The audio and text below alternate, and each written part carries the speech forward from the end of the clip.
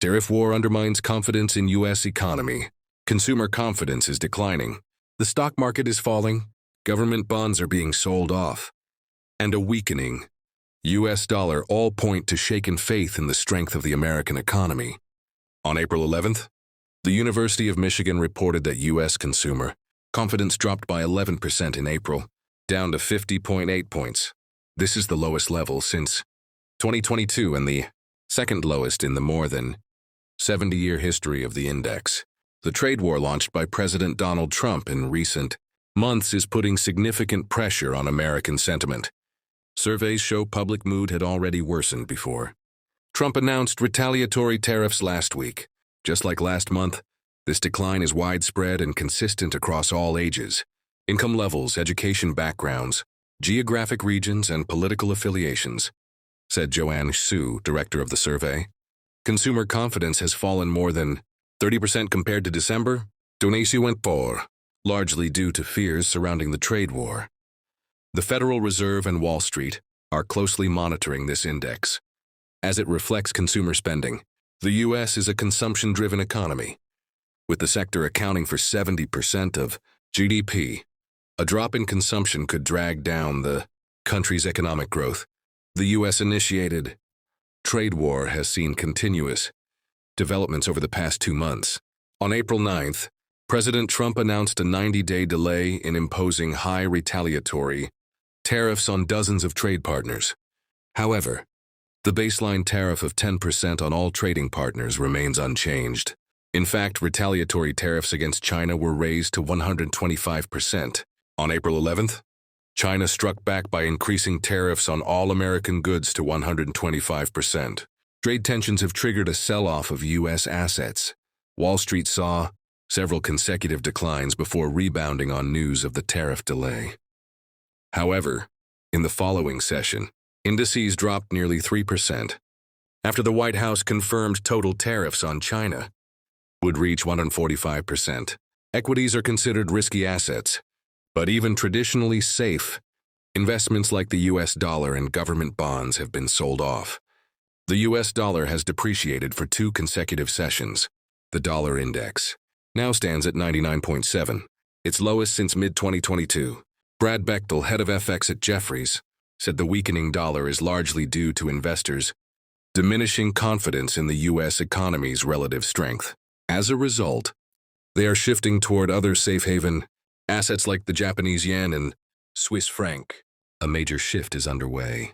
Foreign investors are diversifying their holdings, selling off U.S. assets and reallocating funds to other regions like the Eurozone. This is putting added pressure on the dollar, Bechtel explained.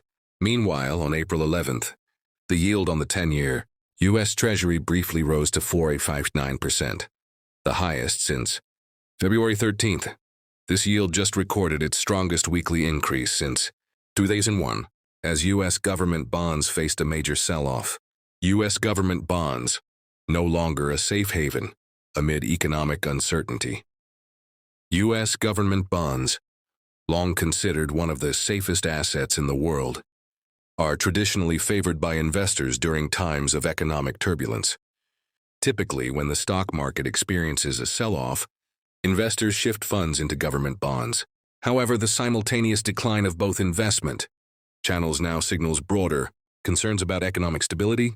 Investors are beginning to doubt the U.S. government's ability to repay its debts, especially as projected import tariffs threaten economic growth.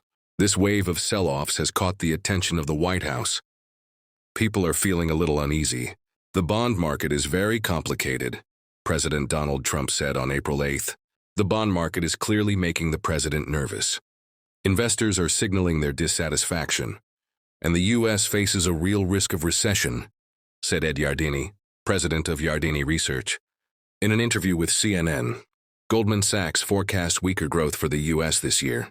With GDP projected to rise only 0.5% in the fourth quarter, the bank now places the probability of a recession within the next 12 months at 45%, a figure it has raised twice in just 1 week.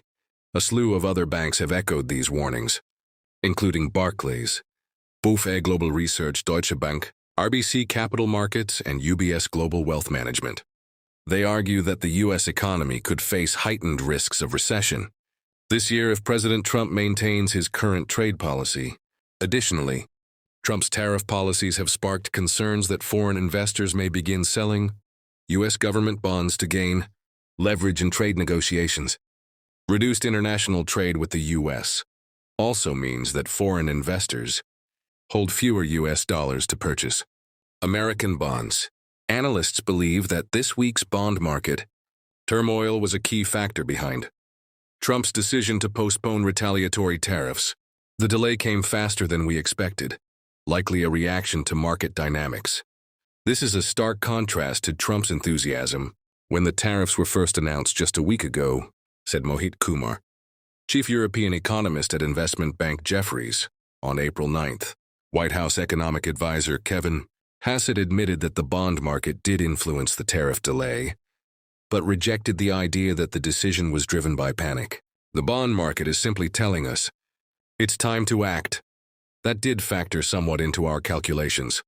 In a Fox Business interview on April 9th, U.S. Treasury Secretary Scott Bessent described the bond market fluctuations as uncomfortable, but normal.